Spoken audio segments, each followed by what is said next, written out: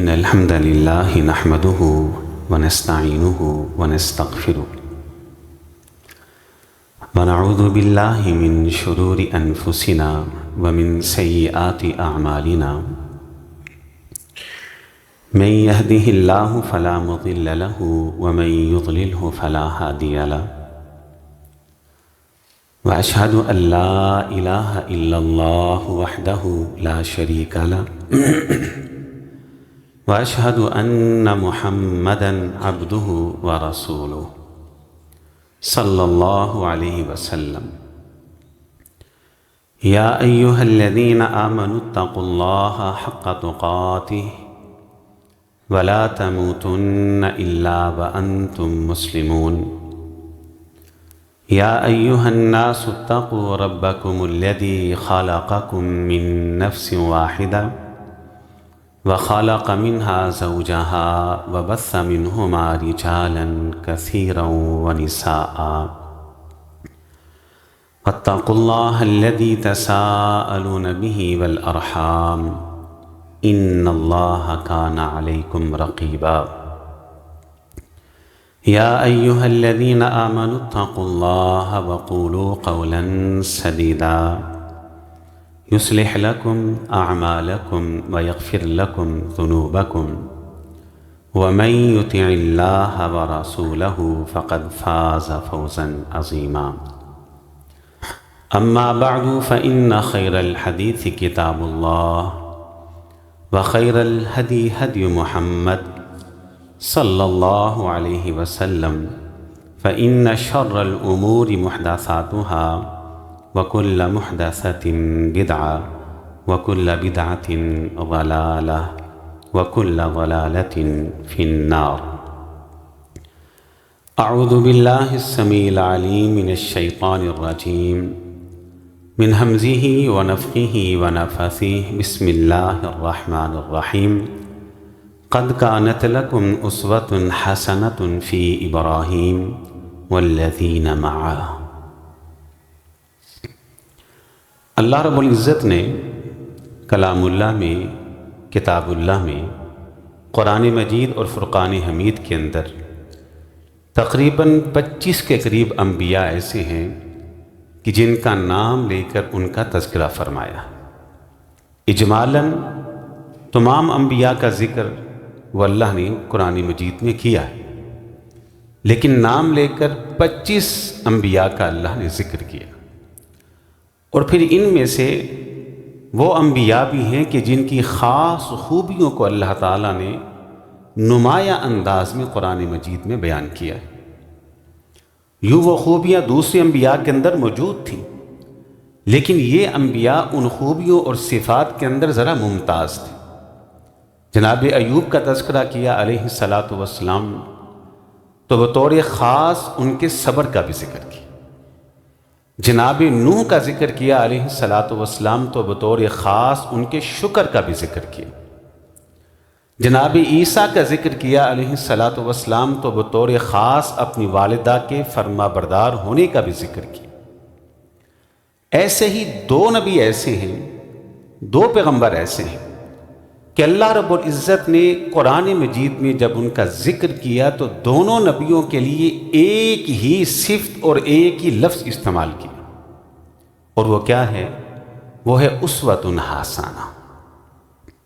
ان میں سے پہلے نبی وہ ہیں جناب محمد الرسول اللہ صلی اللہ علیہ وسلم، جن کے بارے میں اللہ نے ارشاد فرمایا کہ لقد کان لکم فی رسول اللہ اسوۃ حسنہ.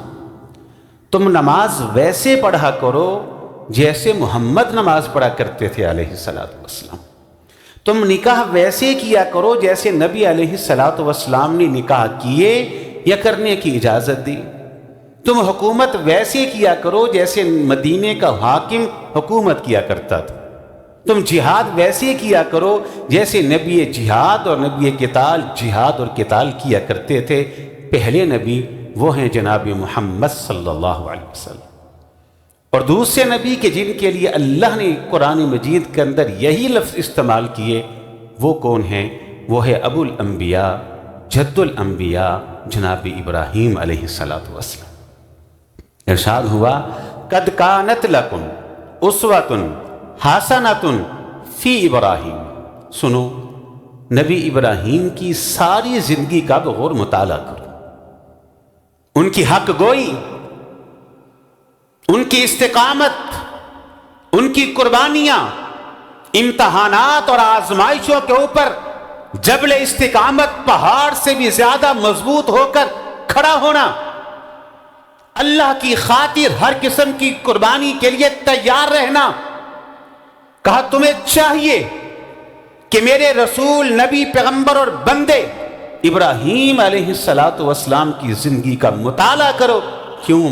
قد کانت لکم اسوۃ حسنۃ فی ابراہیم، میں نے ابراہیم کی زندگی میں تمہارے لیے نمونہ رکھ دیا ہے۔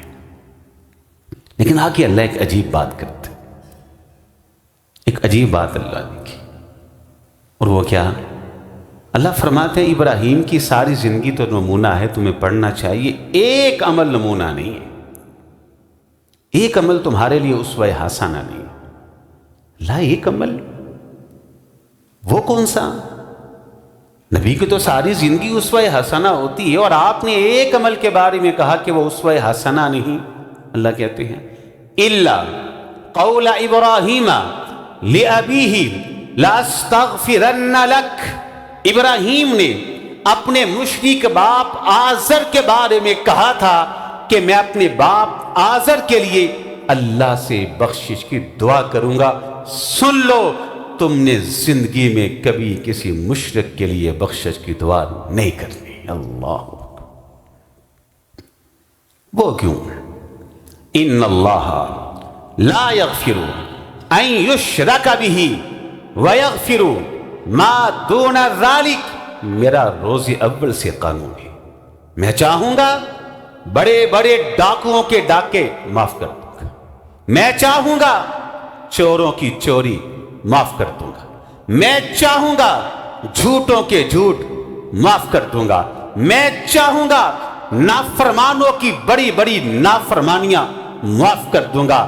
ان اللہ لا یغفر ان یشرک بہ ویغفر ما دون ذلک، اور جس نے اپنی زندگی کے اندر میرے علاوہ کسی اور کے سامنے سر کو جھکایا ہے، میرے علاوہ کسی اور کو اس نے اپنی زبان سے پکارا ہے، صدا دی ہے، بیٹا مانگا ہے، رزق مانگا ہے، مدد مانگی ہے، میرے علاوہ اگر کسی اور کی پرستش کرتا رہا، پوجا کرتا رہا، بندگی کرتا رہا، اور پھر چاہے وہ نبی کا کوئی رشتہ دار تعلق والا ہی کیوں نہ ہو، اللہ کہتے ہیں اس کو میں معاف نہیں کروں گا۔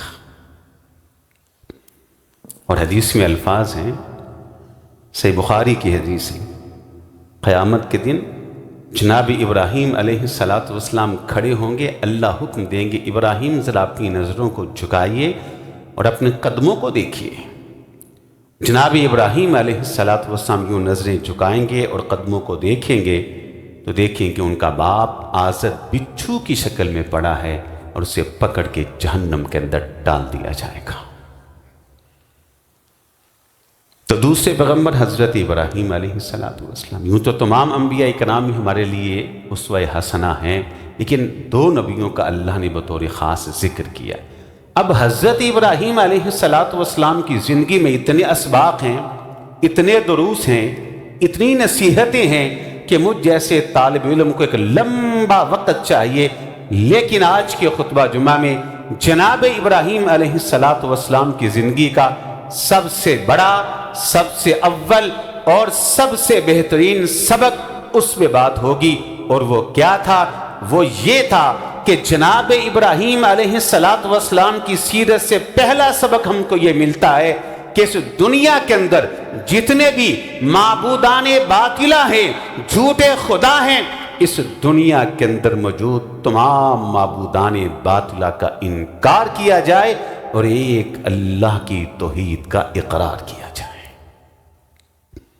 سیدنا ابراہیم علیہ السلام جس قوم کے اندر پیدا ہوئے وہاں کئی قسم کا شرک تھا۔ نمبر ایک، وہ قوم ستارے کی بھی پوجا کرتی تھی۔ حضرت ابراہیم علیہ السلام نے قوم کو دیکھا کہ ستارے کی پرستش کرتے ہیں، تو ان کو سمجھانے کے لیے ان کے پاس آئے کہا میں مفروضہ قائم کر لیتا ہوں، فرض کر لیتے ہیں یہ ستارہ رب ہے جیسے تم کہتے ہو، لیکن اب دیکھنا ہے کیا اس ستارے کے اندر رب ہونے کی صلاحیت ہے؟ کیا اس ستارے کے اندر معبود ہونے کی صلاحیت ہے؟ کیا یہ ستارہ اس لائق ہے کہ اس کی پوجا ہو، اس کی پرستش ہو، اس کی عبادت ہو؟ آئے، دیکھا، فرض کر لیے چلے یہ ستارہ رب ہے۔ اب حضرت ابراہیم کے پاس ایک قانون ہے، ایک کسوٹی ہے، یہ چیک کرنے کے لیے کہ کیا یہ معبود ہے، اور وہ کسوٹی کیا ہے؟ معبود وہ ہوتا ہے کہ جس کی طاقتوں کو زوال نہ آئے، معبود وہ ہوتا ہے کہ جس کی قوت ختم نہ ہو، معبود وہ ہوتا ہے جو محتاج نہ ہو، معبود وہ ہوتا ہے جو کسی کے ہاتھ کا محتاج ہو، نہ دن نہ رات کا محتاج ہو۔ رات ہوئی، ستارے کو دیکھا، چمکا بھی، دمکا بھی، روشنی بھی تھی، خوبصورت بھی تھا، دیکھتے گئے، اس کی چمک کو دیکھا، اس کی دمک کو دیکھا، اس کی رعنائی کو دیکھا، لیکن کیا ہوا؟ جیسے جیسے صبح کا اجالا نمودار ہونے لگا، ستارہ دھند لانے لگا، ستارے کی قوت کو زوال آنے لگا، اس کی طاقتیں ختم ہونے لگیں، حتیٰ کہ جیسے ہی سورج طلوع ہوا، ستارہ آسمان پر اپنے وجود کو باقی نہ رکھ سکا۔ جناب ابراہیم نے کہا انی لا احب الآفلین، اور دیکھو ستارہ اعلان نہیں ہو سکتا، اس کی طاقتوں کو زوال ہے، اس کی قوتوں کو زوال ہے، یہ اپنے وجود کے لیے رات کے اندھیروں کا محتاج ہے، اور جس کی قوت کو زوال ہو، جس کی طاقتوں کو زوال ہو، جو اپنے وجود کو باقی رکھنے کے لیے رات کے اندھیرے کا محتاج ہے، وہ کبھی بھی حاجت روا نہیں ہو سکتا۔ آج بھی ہمارے معاشرے کے اندر ستارہ پرستی موجود ہے۔ فلاں کا ستارہ گردش میں ہے، اس کے حالات ٹھیک نہیں، استغفر اللہ۔ فلاں کا ستارہ چمک رہا ہے کہ اس کے حالات بہت بہتر ہیں۔ یہ تمام کی تمام باتیں ستارہ پرستی کے زمرے کے اندر آتی۔ صحیح بخاری میں حدیث ہے، رسول اللہ صلی اللہ علیہ وسلم سفر میں جا رہے تھے، دوران سفر رات ہوئی، آپ نے پڑاؤ ڈالا، رکے اور سو گئے۔ اب ہوا یہ کہ رات کو خوب جم کے بارش، خوب بارش۔ جیسے ہی آپ صبح بیدار ہوئے تو آپ نے بارش کے بارے میں ایک بات کہی۔ آپ نے کہا رات جو بارش ہوئی ہے نا، اس بارش کی وجہ سے کچھ لوگ کافر ہو گئے اور کچھ لوگ مومن ہو گئے۔ اب صحابہ کرام پریشان، اللہ کے رسول بھلا بارش کا ایمان اور کفر کے ساتھ کیا تعلق ہے؟ بارش کا ایمان اور کفر کے ساتھ کیا لینا دینا؟ تو آپ علیہ الصلوۃ والسلام نے وضاحت کی کہ رات جو بارش ہوئی ہے، بعض لوگوں نے کہا کہ یہ بارش فلاں ستارے کی چمک کی وجہ سے ہوئی ہے۔ ان لوگوں نے ستارے کے اوپر ایمان رکھا، اللہ کی طاقتوں کا انکار کر دیا، اللہ کی قدرتوں کا انکار کر دیا۔ اور وہ لوگ بھی ہیں کہ جنہوں نے کہا کہ رات جو بارش ہوئی ہے وہ اللہ کے حکم سے ہوئی ہے، اللہ کے امر سے ہوئی ہے، اللہ کی قدرت سے ہوئی ہے، اللہ کی رضا سے ہوئی ہے۔ ان کا اللہ کی قدرتوں کے اوپر ایمان ہے، انہوں نے ستارے کا انکار کر دیا۔ کہا یہ ستارہ الہ نہیں۔ یہ کہا تم کہتے ہو چاند الہ ہے، چلے دیکھتے ہیں، میرے پاس کسوٹی ہے اور پیمانہ ہے، تو کیا اس چاند کے اندر الہ ہونے کی طاقت اور صلاحیت ہے؟ رات ہوئی، کہکشاؤں کے اندر سے اٹکیلیاں کرتے ہوئے اس حسین و جمیل وجود کو دیکھا۔ جب یہ اپنی جوانی پر پہنچا تب بھی دیکھا، لیکن کیا ہوا؟ جب رات کا اندھیرا تھا، چاند چمکا بھی، دمکا بھی، اس کی رعنائیاں موجود تھیں، لیکن جیسے جیسے صبح کے اجالے نمودار ہونے لگے، جو ستارے کا مقدر تھا وہی چاند کا نصیب ٹھہرا۔ کہا نہیں، چاند بھی الہ نہیں ہے، چاند بھی اپنے وجود کے لیے ستارے کی طرح رات کا محتاج ہے۔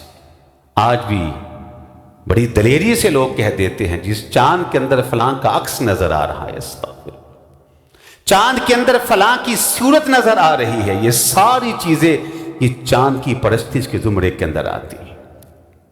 سورج کو دیکھا، جب وہ طلوع ہوا تب دیکھا، جب نصف النہار پہ پہنچا تب دیکھا، جب وہ اپنی جوانی پہ تھا تب دیکھا، جب وہ آگ اور دھوپ برسا رہا تھا تب دیکھا۔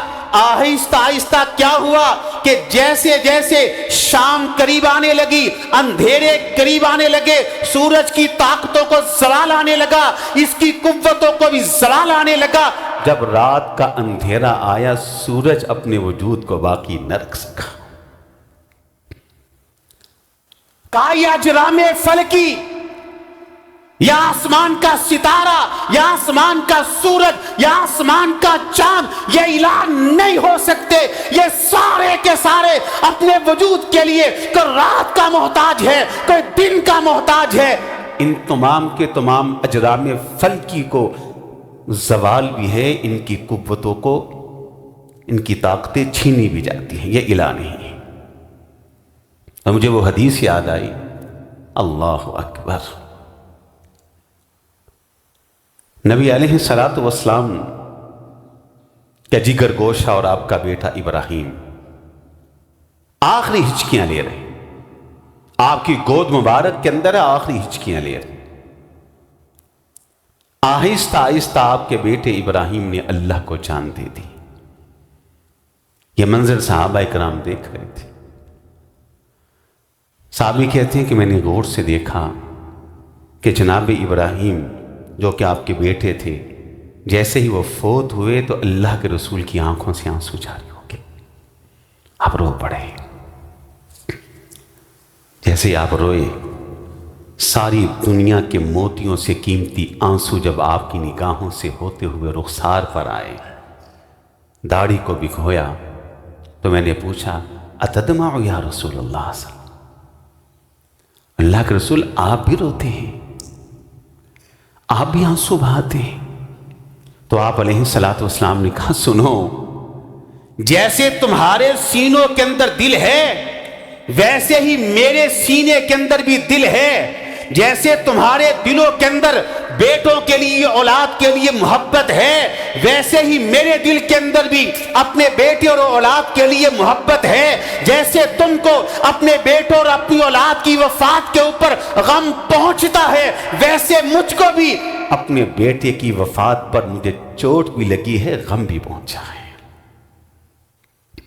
اور سن لو، مجھے اپنے بیٹے کی جدائی کا غم تو بڑا ہے، دکھ تو بڑا ہے، لیکن محمد علیہ السلام اس موقع پر اپنی زبان سے وہی کہیں گے جس کا میرے اللہ نے مجھ کو حکم دیا ہے۔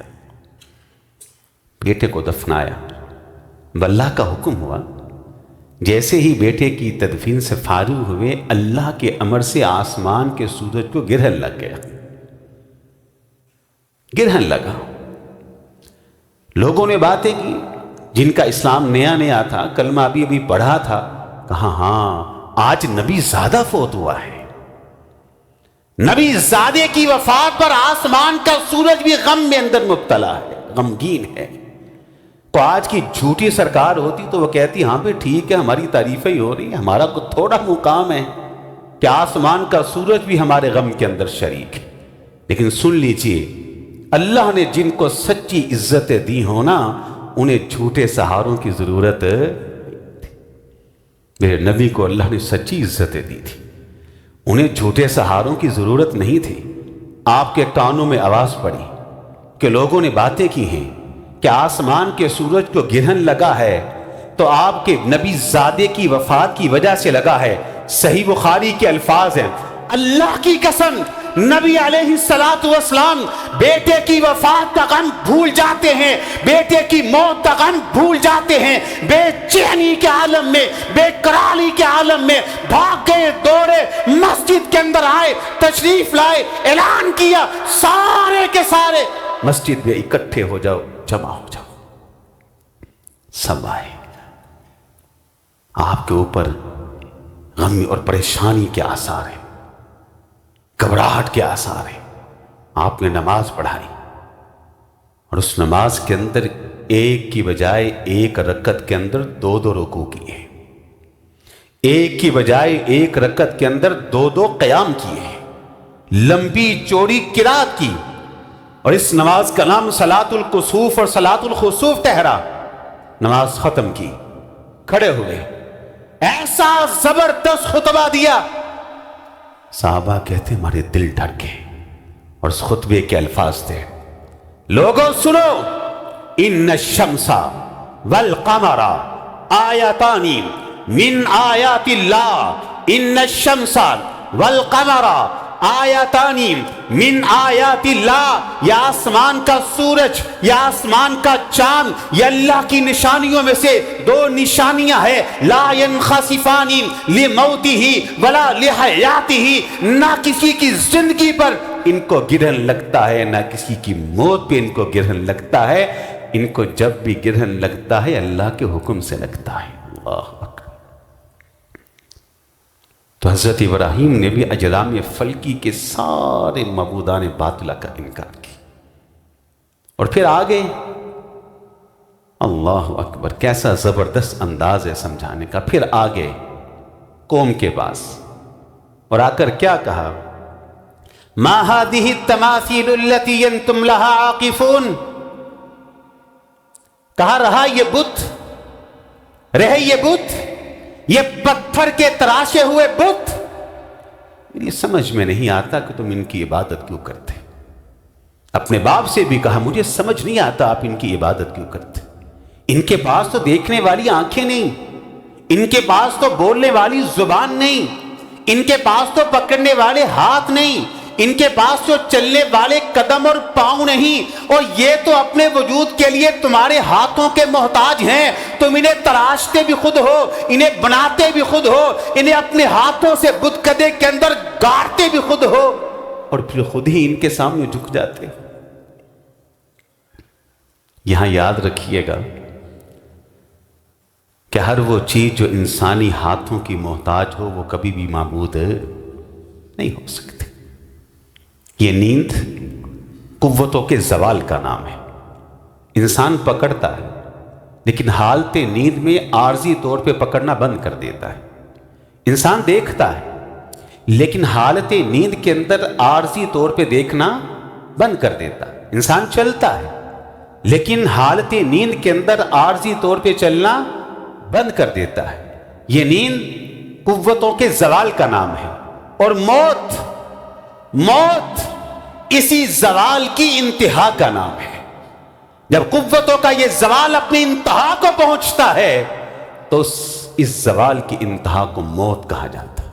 جب انسان پہ موت آتی ہے تو پھر یہ انسان اپنے کفن کے لیے، اپنے غسل کے لیے، اپنے جنازے کے لیے انسانی ہاتھوں کا محتاج ہے۔ ہم اس کو نہلاتے بھی خود ہیں، کفناتے بھی خود ہیں، قبرستان پہنچاتے بھی خود ہیں، مٹی کے اندر دفناتے بھی خود ہیں، اپنے ہاتھوں سے دیا سلائی بھی خود ہی سلگاتے ہیں، اور تو پھر خود ہی اسی قبر کے سامنے جھک بھی جاتے ہیں۔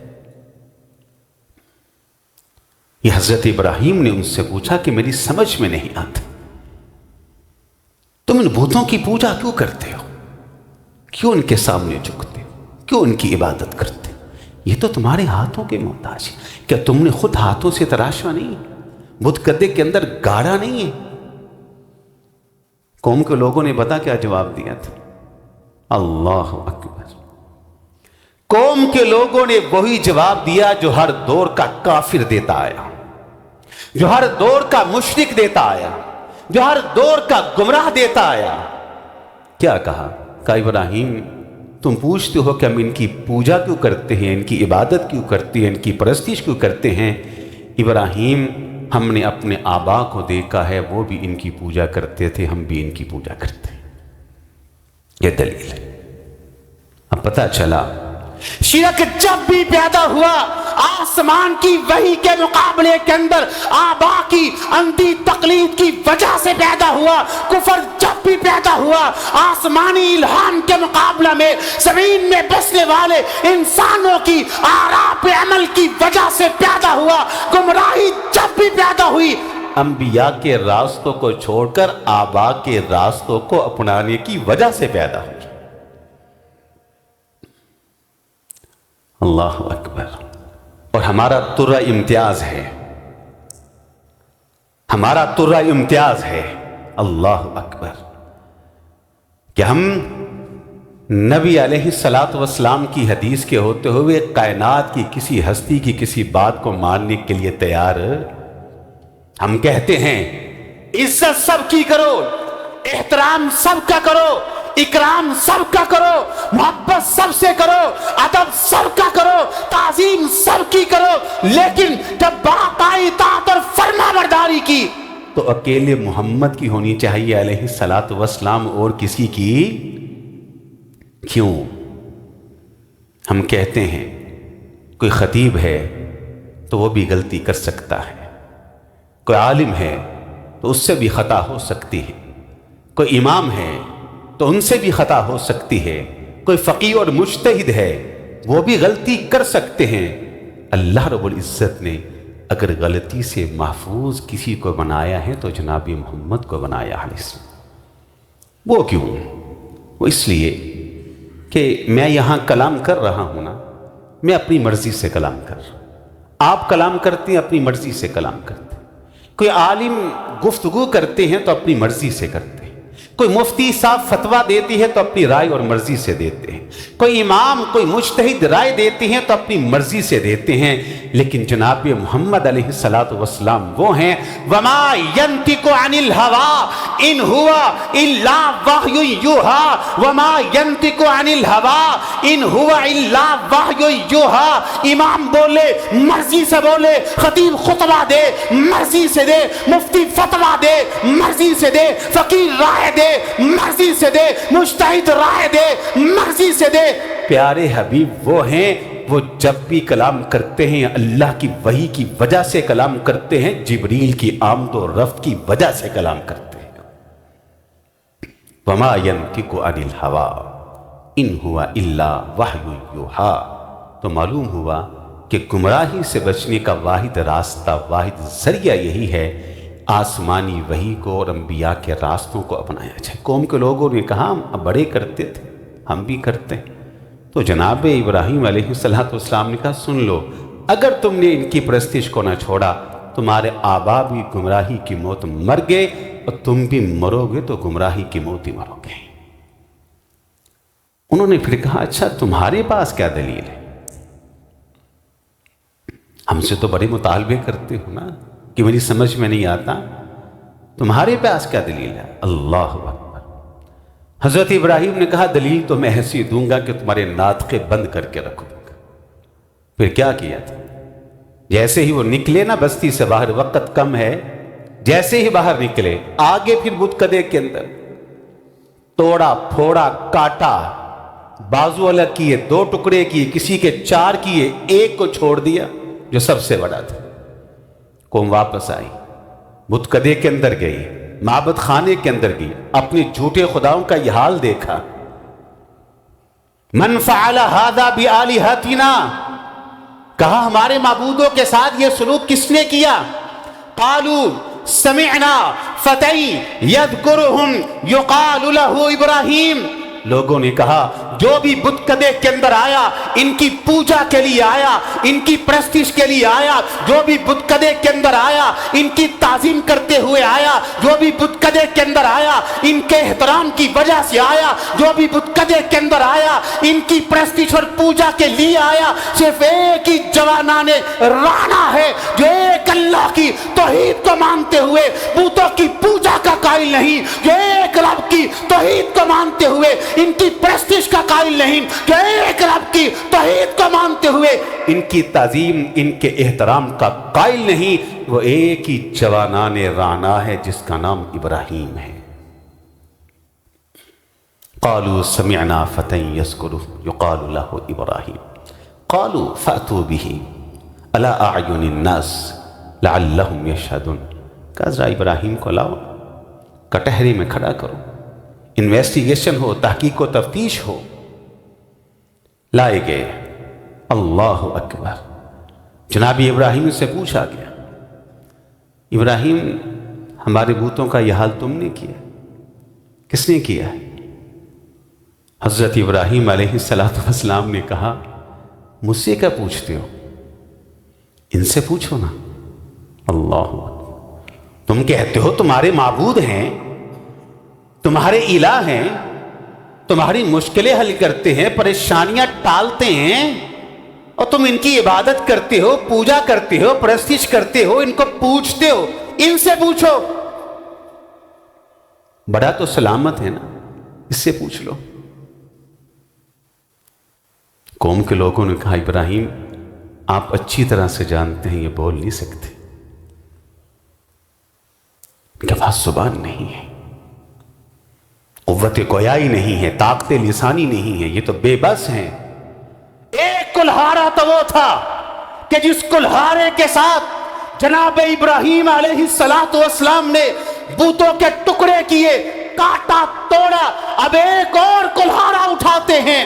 یہ کلہارا توحید کا کلہارا تھا، اور یہ کلہارا اٹھا کر ان کے باطل عقیدے کے اوپر وار کرتے ہیں، ان کے شرکیہ کفریہ عقیدے کے اوپر وار کرتے ہیں، اور کہتے ہیں اور تمہاری عقلوں پر ماتم ہو، تمہارے عقیدے پر ماتم ہو، اور تم سمیع و بصیر کے ہوتے ہوئے، تم علی کل شیء قدیر کے ہوتے ہوئے، تم دیکھنے والے رب کے ہوتے ہوئے، تم سننے والے رب کے ہوتے ہوئے، تم کلام کرنے والے رب کے ہوتے ہوئے، اور ان کے سامنے جھکتے ہو کہ ان کو کاٹ دیا جائے، ان کو توڑ دیا جائے، یہ اپنی حالت کو بیان کرنے سے بھی قاصر ہے۔ اللہ اف لکم ولما تعبدون من دون اللہ، اللہ اکبر کبیرہ۔ ایسا کلہاڑا چلایا توحید کا کہ ان کے شرکی عقیدے اور باطل عقیدے کو توڑ کے رکھ دیا۔ سبحان اللہ۔ قوم کے لوگ تو پھر آئے کہ چلو اس کو جلائیں اور اس کو آگ میں پھینک دیں۔ تو پہلا سبق جو حضرت ابراہیم علیہ السلام کی زندگی کا وہ ہم کو ملتا ہے، وہ کیا ہے کہ اس دنیا کے اندر معبودان باطلہ جتنے بھی جھوٹے خدا ہیں سب کا انکار کیا جائے۔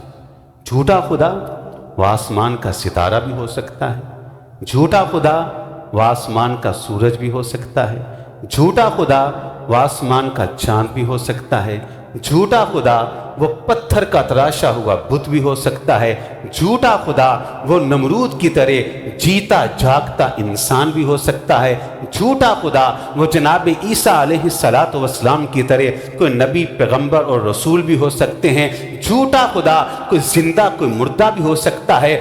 ہر وہ چیز کہ جس کی اللہ کے علاوہ عبادت ہو، پرستش ہو، پوجا ہو، بندگی ہو، حضرت ابراہیم کی زندگی کا سب سے پہلا سب سے بڑا سبق یہ ہے کہ اس جھوٹے خدا کی خدائی کا انکار کر کے ایک اللہ کی توحید کا اقرار کیا جائے۔ اور آخری بات، ویسے تو اس موضوع پہ کافی باتیں تھیں میرے پاس، لیکن آخری بات یاد رکھیے گا، میری یہ بات پلے باندھ لیجئے کہ جس معاشرے کی بنیاد کے اندر عقیدہ توحید نہیں، جو معاشرہ عقیدہ توحید کی بنیاد پر کھڑا نہیں ہے، اس معاشرے کے اندر چور چوری سے باز نہیں آ سکتا، زانی زنا سے باز نہیں آ سکتا، ڈاکو ڈاکے سے باز نہیں آ سکتا، فراڈیا فراڈ سے باز نہیں آ سکتا، جھوٹے جھوٹ سے رک نہیں سکتے۔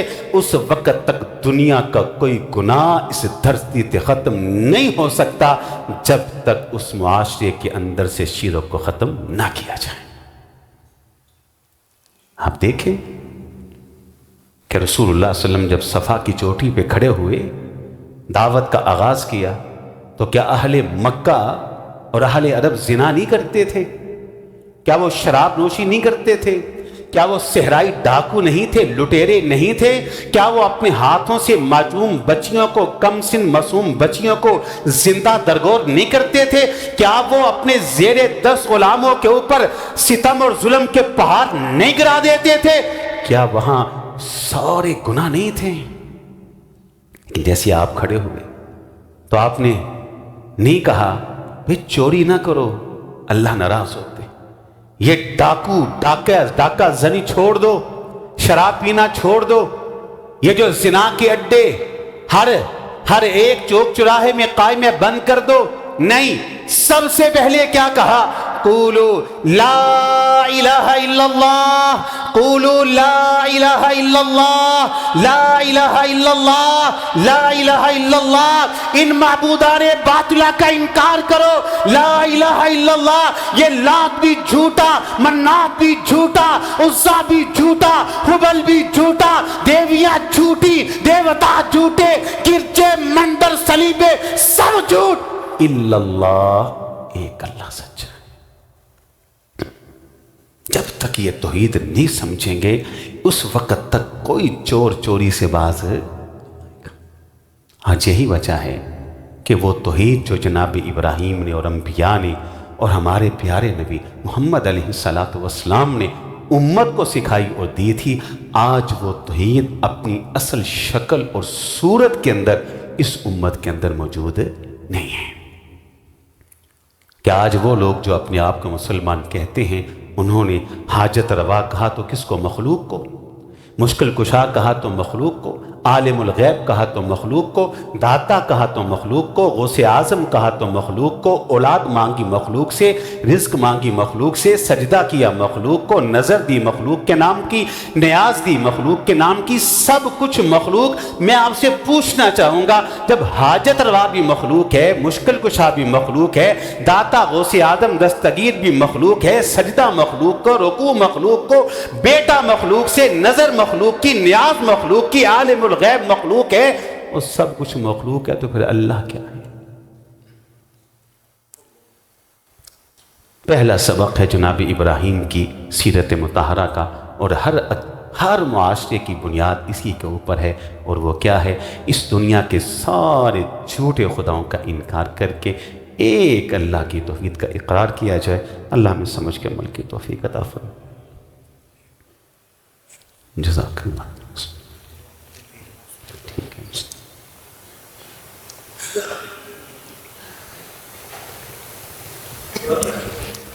اللہ دے دے۔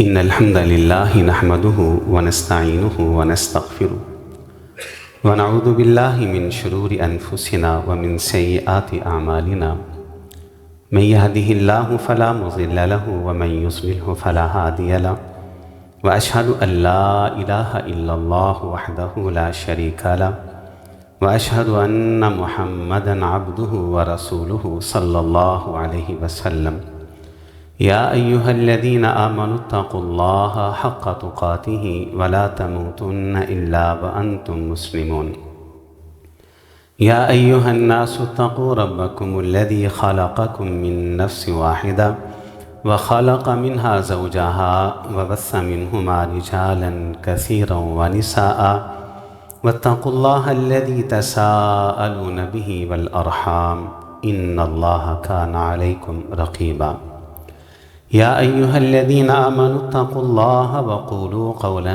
سديدا يصلح لكم أعمالكم ويغفر لكم ذنوبكم ومن يطع الله ورسوله فقد فاز فوزا عظيما أما بعد فإن خير الحديث كتاب الله وخير الهدي هدي محمد صلى الله عليه وسلم فإن شر الأمور محدثاتها وكل محدثة بدعة وكل بدعة ضلالة وكل ضلالة في النار أعوذ بالله السميع العليم من الشيطان الرجيم من همزه ونفخه ونفثه بسم الله الرحمن الرحيم قد كانت لكم اسوة حسنة في ابراہیم والذین معه۔